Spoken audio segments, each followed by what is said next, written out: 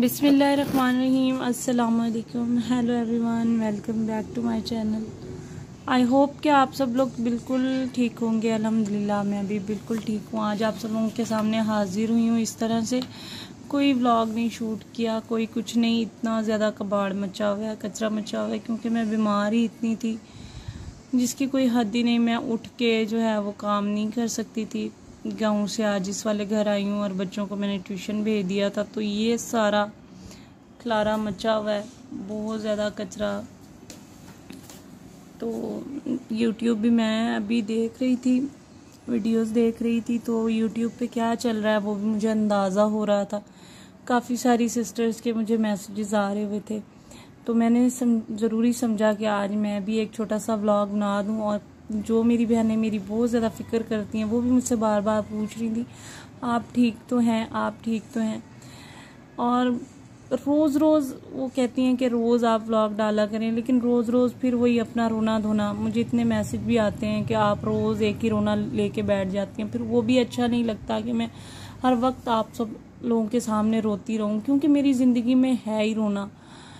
बहुत ज़्यादा परेशानियां हैं, बहुत ज़्यादा टेंशनें हैं। पहले हस्बैंड की तरफ से कोई इशू नहीं चल रहे थे, लेकिन अब आजकल हस्बैंड की तरफ से भी बहुत ज़्यादा इशू चल रहे हैं।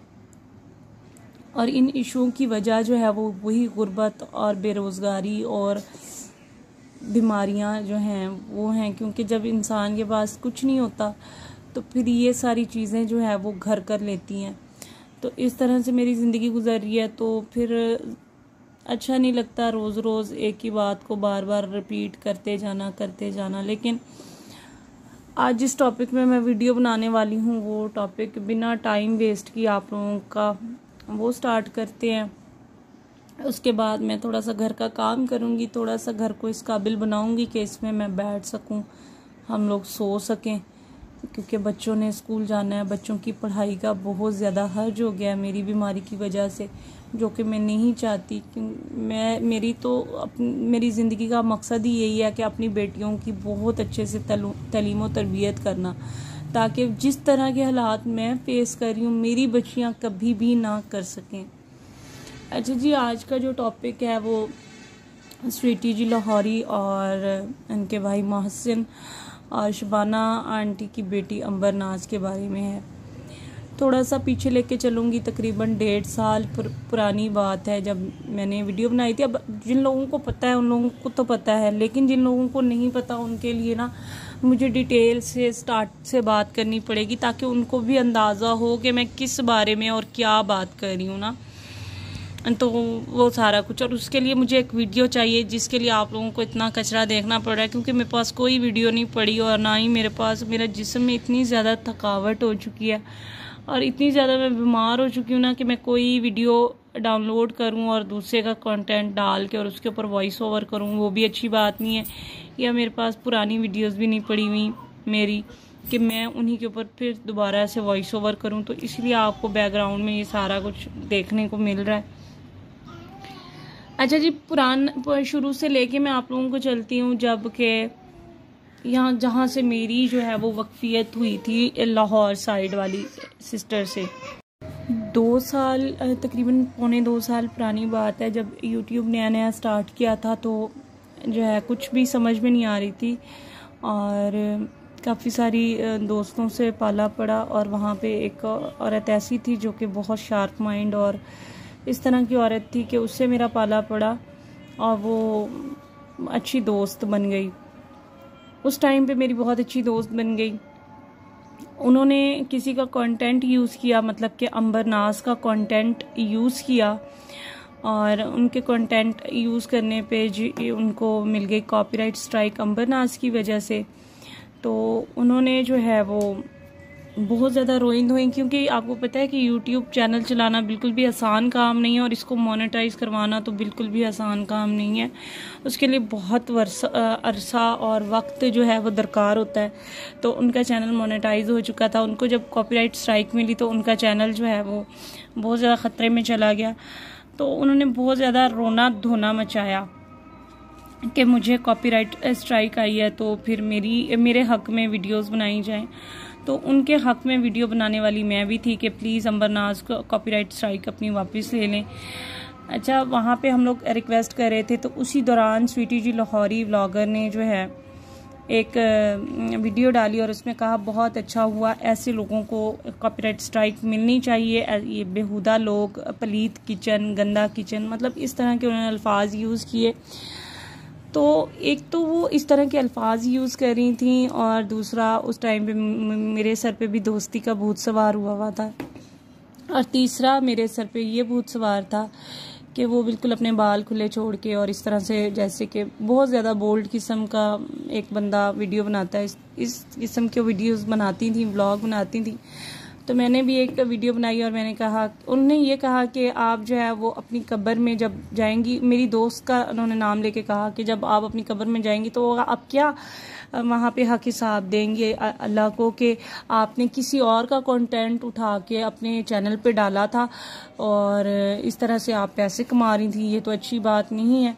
तो मैंने उनके जवाब में एक वीडियो बनाई और मैंने कहा कि चलें, ये तो कंटेंट और यूट्यूब तो ये सब चीज़ें गलत हैं, ठीक है, वो हम भी कर रहे हैं, वो भी कर रही है, लेकिन आप क्या हक हिसाब देंगी अपने अल्लाह को अपनी कब्र में कि आपने जो है वो दुपट्टा उतार के अपने गीले बालों को दिखा के या इस तरह की, मतलब मैंने अल्फाज यूज़ किए कि आप क्या दिखा रही हैं लोगों को, मतलब आपका क्या कंटेंट है ना, आप क्या कंटेंट यूज़ कर रही हैं। हम एक मुसलमान हैं, हमें दुनिया पे एक अच्छा असर छोड़ना चाहिए, हम औरतें हैं, अगर हमें इस चीज़ का हमारे हाथ में इख्तियार में ये चीज़ आई गई है तो हम इसका थोड़ा सा अच्छा यूज़ कर लें, थोड़ा दुनिया पे अच्छा असर डाल दें, थोड़ा अच्छा मैसेज मिल जाए दुनिया को, ना कि हम दिखाएं आने वाली बच्चियों को कि देखो जी इस तरह से अगर हम नुमाइश करेंगे, ये सब कुछ करेंगे तो पैसे कमाएंगे ना। तो हम लोग मुसलमान हैं, हम लोग किस चीज़ का सबक दे रहे हैं। मैंने ये वीडियो बनाई और उससे पहले मैंने अपने चैनल पे एक और वीडियो भी डाल दी थी, जब मेरी ये बेटी पैदा नहीं हुई थी, पैदा होने वाली थी, तब कि मेरे बेटे की डेथ किस तरह से हुई, मेरा बेटा इस दुनिया में नहीं है, मैंने ये चीज़ कर दी थी।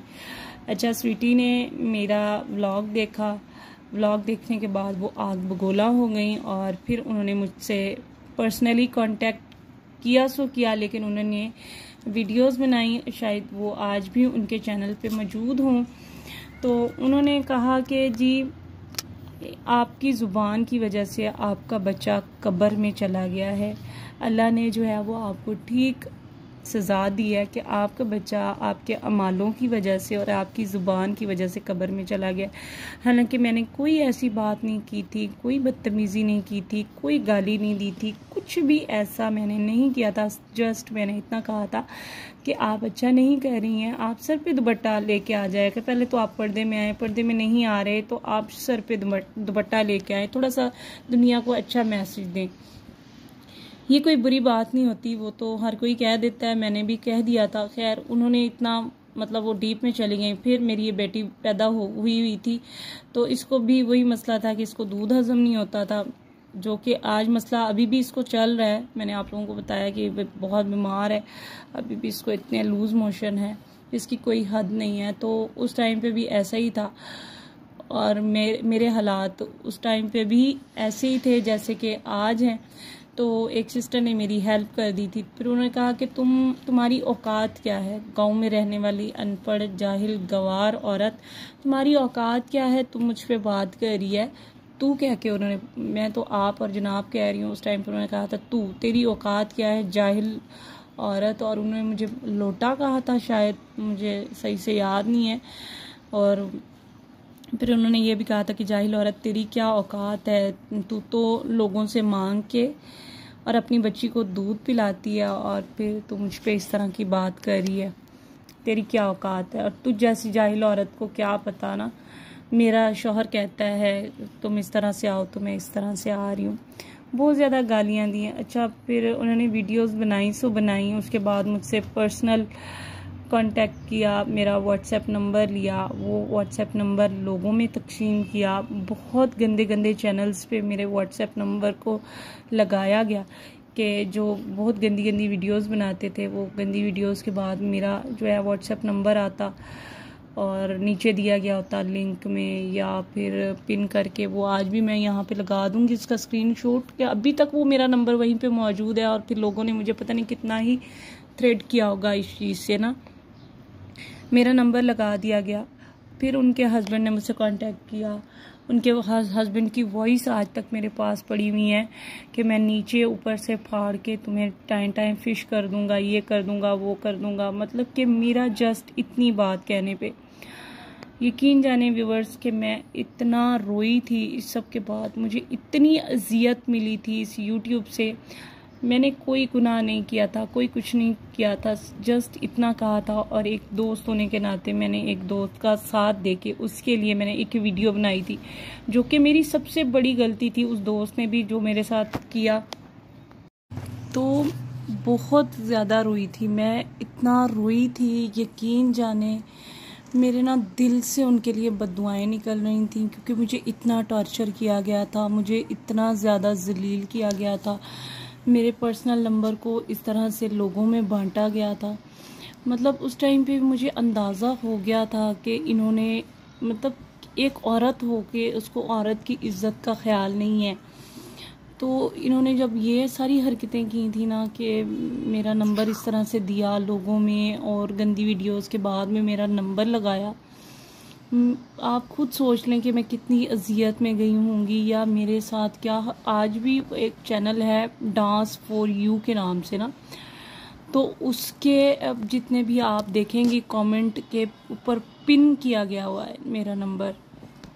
तो इन्होंने इस तरह से किया था और फिर मुझे लोग किस तरह से मैसेजेस करते होंगे, तो आप खुद सोचें मैं कितनी ही अजियत में गई होंगी ये सारा कुछ देख के ना।